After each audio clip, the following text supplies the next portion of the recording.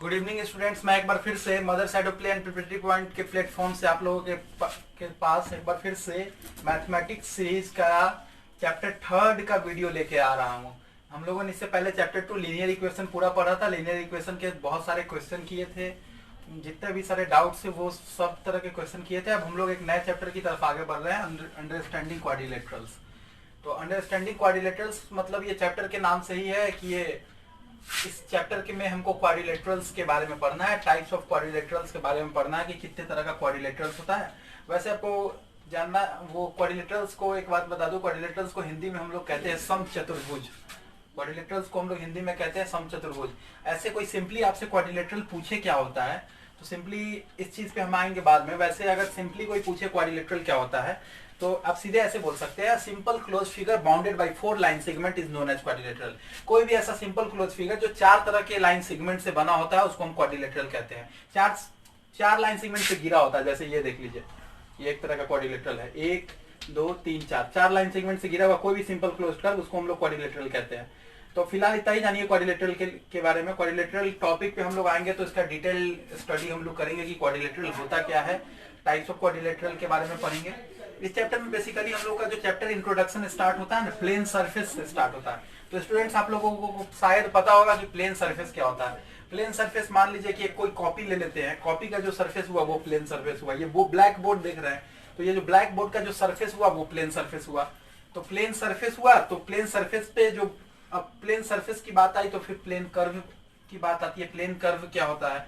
तो plane curve क्या होता है कि किसी प्लेन सरफेस पे, मान लीजिए ये प्लेन सरफेस है, किसी प्लेन सरफेस पे आप नंबर ऑफ पॉइंट्स को बिना पेन उठाए या पेंसिल उठाए या फिर चॉक उठाए या फिर स्केच उठाए मिलाते हैं, जो कर्व बनता है उसको प्लेन कर्व कहते हैं। जैसे देख लीजिए ये लाइन सेगमेंट है, बहुत सारा पॉइंट है।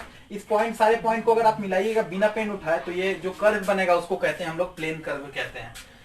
तो प्लेन कर्व का डेफिनेशन अगर आपसे कोई पूछे तो बोलिएगा कि when you join a number of line segment without lifting a pencil on the plane surface then it we will get a plane curve.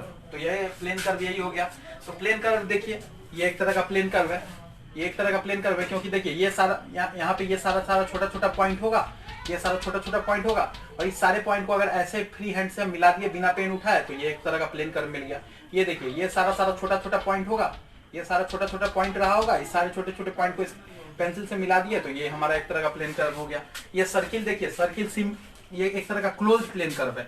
मान लीजिए ये छोटा छोटा लाइन सेगमेंट छोटा छोटा पॉइंट रहा होगा, ये छोटे छोटे पॉइंट को अगर आप बिना देख रहे हैं बिना पेन उठाए हम सर्किल को ड्रॉ कर दिए एक सर्किल को, तो ये एक तरह का प्लेन कर्व है। और ये किस तरह का प्लेन कर्व है? ये क्लोज प्लेन कर्व है।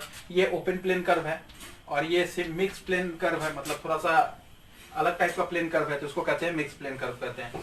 अब इसी तरह देख लीजिए कि अगर कहीं कहीं आपको पेन उठाने की जरूरत पड़ जाएगी, जैसे कि फिगर आप देखिएगा जहाँ पे अगर छोड़िए जहाँ पे आपको पेन उठाना पड़ जाए, दो फिगर बनाने के लिए पेन उठाने की जरूरत पड़ जाए। जैसे देखिए आप इस फिगर को बना रहे हैं, यहाँ तक लाए, ठीक है, फिर यहाँ से इस फिगर को फिर यहाँ से स्टार्ट कर दिया, ये फिगर को बना दिया, तो ये कभी भी प्लेन कर्व नहीं होगा क्योंकि इस फिगर को आप डायरेक्ट नहीं बना पाए हैं। इस फिगर को उठाने के लिए जैसे आप ऐसे भी बनाए हुईगा तो यहाँ तक तो आइए होइएगा, फिर पेन उठा के यहाँ से यहाँ ऐसे ड्रॉ किए होइएगा।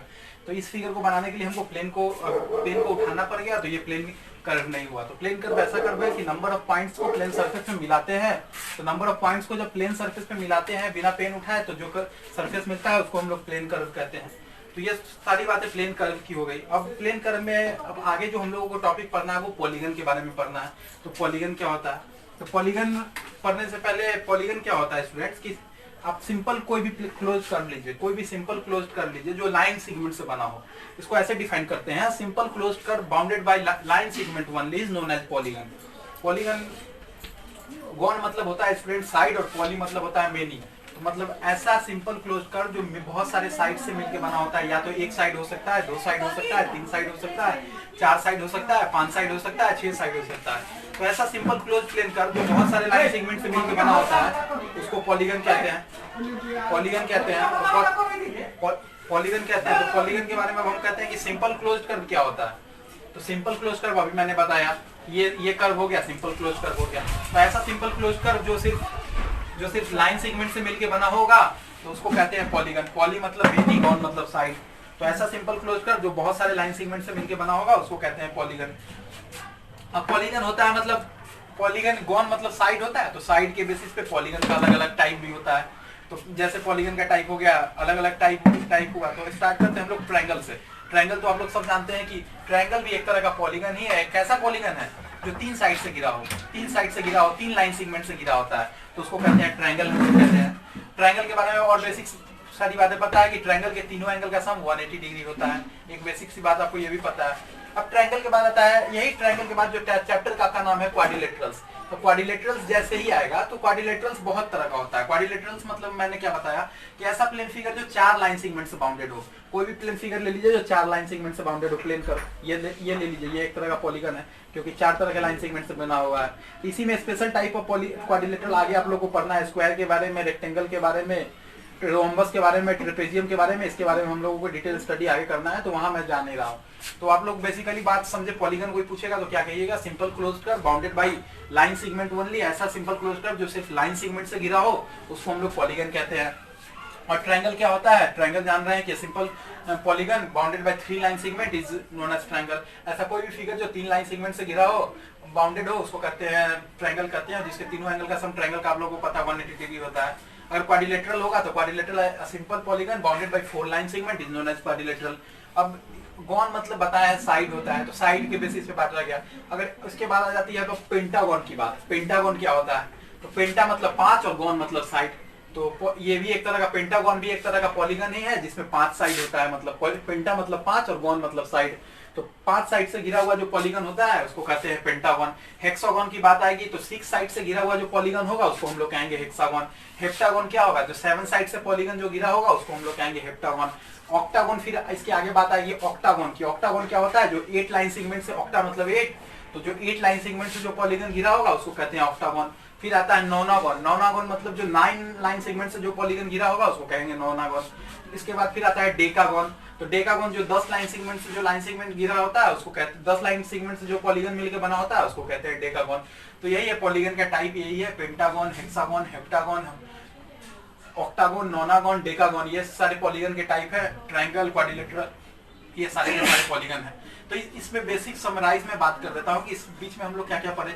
एक सिंपल प्लेन कर्व के बारे में पढ़े। प्लेन कर्व क्या होता है कि बिना पेंसिल उठाए किसी प्लेन सरफेस पे अगर कोई भी फिगर बनाते हैं, बिना पेंसिल उठाए लिफ्ट किए हुए, तो जो कर्व बनता है वो प्लेन कर्व हो जाता है। पॉलीगन होता है फिर ऐसा कर्व जो सिंपल क्लोज कर्व है, जो लाइन सेगमेंट से सिर्फ घिरा होता है, उसको पॉलीगन कहते हैं। ट्रायंगल क्या हुआ? एक तरह का पॉलीगन हुआ जो 3 लाइन सेगमेंट से घिर के बना हुआ और जिसके एंगल का सम 180 डिग्री हुआ। फिर क्वाड्रिलेटरल है। क्वाड्रिलेटरल क्या होता है? क्वाड्रिलेटरल ऐसा एक तरह का क्वाड्रिलेटरल है जो 4 लाइन सेगमेंट से घिरा होता है, वो उसका क्वाड्रिलेटरल का वैरायटी होता है। रेक्टेंगल, रोम्बस, स्क्वायर, ये सब क्वाड्रिलेटरल की कैटेगरी में आता है। फिर पॉलीगन में आगे बढ़ते हैं। पेंटागन जिसमें 5 साइड होता है। हेक्सागन में 6 साइड होता है। हेप्टागन में 7 साइड होता है। अब आगे स्टूडेंट्स हम लोगों को इसी क्रम में आगे क्या पढ़ना है कि कुछ प्रॉपर्टीज पढ़नी है। ट्रायंगल की कुछ प्रॉपर्टीज पढ़नी है, कुछ एक्सटीरियर एंगल की प्रॉपर्टी पढ़नी है, पेंटागन की कुछ प्रॉपर्टी पढ़नी है, कुछ हेक्सागन की प्रॉपर्टी पढ़नी है, उसका एंगल कैसे फाइंड करते हैं, एक्सटीरियर एंगल कैसे फाइंड करते हैं, ये सब के बारे में हम लोगों को पढ़ना है इस वीडियो में।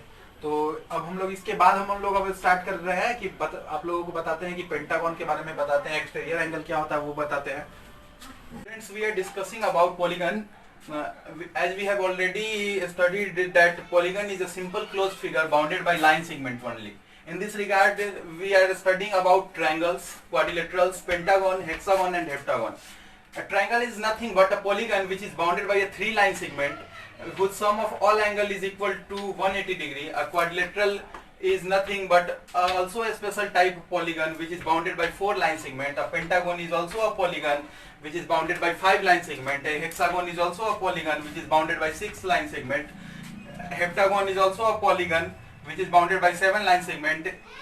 If we talk about octagon, then it is also a polygon and it is bounded by 8-line segments. If we talk about nonagon, then it is also a special type of polygon or quadrilateral which is bounded by 9-line segment. If you talk about decagon, then it is also a polygon which is bounded by 10-line segment. So students, हम लोग polygon की बात कर रहे थे। Polygon के class में मैंने बताया था कि पॉलीगन एक ऐसा सिंपल क्लोज्ड कर्व होता है जो सिर्फ लाइन सेगमेंट से मिलकर बना होता है। तो इसी ट्रायंगल क्या है? ट्रायंगल भी एक तरह का पॉलीगन ही है जो 3 लाइन सेगमेंट से घिरा होता है और जिसके सारे एंगल का सम 180 डिग्री होता है। फिर क्वाड्रिलेटरल की बात करते हैं। तो क्वाड्रिलेटरल क्या होता है? क्वाड्रिलेटरल एक ऐसा स्पेशल टाइप ऑफ पॉलीगन होता है जो 4 लाइन सेगमेंट से घिरा होता है। जिस तरह ट्रायंगल के सारे एंगल का सम, तीनों एंगल का सम 180 डिग्री होता है, तो क्वाड्रिलेटरल का क्या प्रॉपर्टी होता है कि उसके सारे एंगल का सम 360 डिग्री होता है। अब बात करेंगे पेंटागन की के सारे एंगल का सम क्या होता है, हेक्सागन के सारे एंगल का सम क्या होता है, हेप्टागन के सारे एंगल का सम क्या होता है। तो एक एक करके हम सबके बारे में डिटेल स्टडी करेंगे कि ट्रायंगल क्या होता है, क्वाड्रिलेटरल क्या होता है, पेंटागन क्या होता है, हेक्सागन क्या होता है, हेप्टागन क्या होता है, ऑक्टागन क्या होता है, नोनागन, चाहे कोई भी पॉलीगन जिसका जो 1 साइडेड हो, 2 साइडेड हो, 11 साइडेड, 12 साइडेड, सारे के प्रॉपर्टीज के बारे में हम लोग डिटेल स्टडी करेंगे। मैंने बताया था कि क्वाड्रिलेटरल के ही अंदर क्वाड्रिलेटरल 4 लाइन सेगमेंट से बना होता है, तो इसी में स्पेशल टाइप का क्वाड्रिलेटरल आप लोगों को पढ़ना है, जैसे रोम्बस के बारे में पढ़ना है, ट्रेपेजियम के बारे में पढ़ना है, काइट के बारे में पढ़ना है, तो इन सारी चीजों के बारे में आपको पढ़ना है। तो स्टूडेंट हम लोग स्टार्ट करते हैं, एक एक करके सारे पॉलीगन के प्रॉपर्टीज के बारे में पढ़ते हैं, जिनका यूज आपके चैप्टर में है, जिनका यूज आपके चैप्टर में आ रहा है। ट्रायंगल के बारे में पढ़ेंगे, फिर क्वाड्रिलेटरल के बारे में पढ़ेंगे, फिर पेंटागन के बारे में पढ़ेंगे, फिर हेक्सागन के बारे में पढ़ेंगे, फिर हम लोग हेप्टागन के बारे में पढ़ेंगे। स्टूडेंट्स हम लोग ट्रायंगल के बारे में बात करते हैं, तो ट्रायंगल का कुछ स्पेशल प्रॉपर्टीज होता है। ट्रायंगल का एक बेसिक सी प्रॉपर्टीज होती है कि the sum of all angles of a triangle is equal to 180 degree. Means if you add all 3 angles of a triangle, then it will always equal to 180 degree.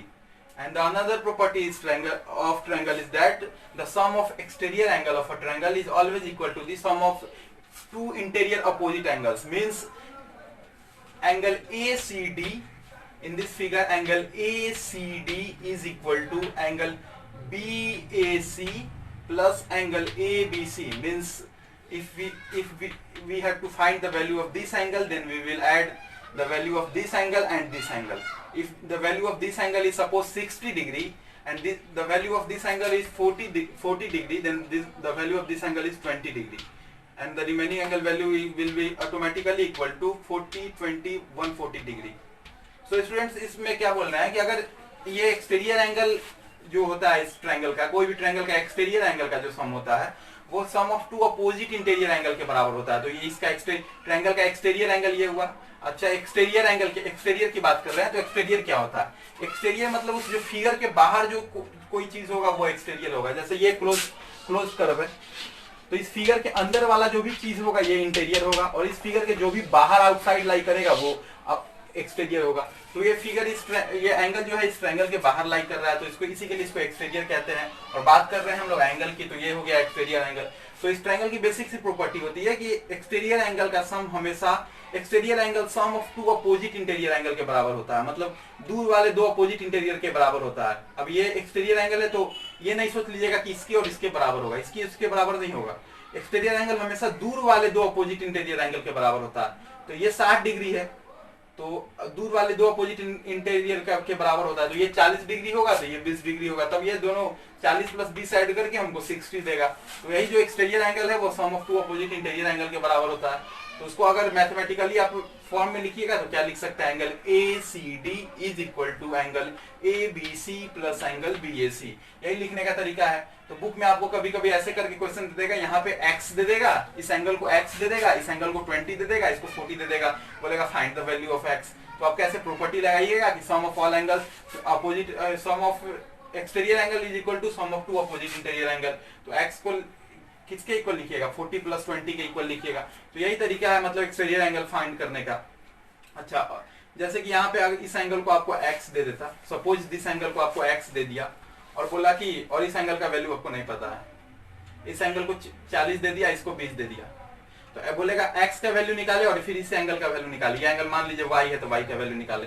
तो आप सबसे पहले क्या लिखिएगा कि x is equal to 40 plus 20।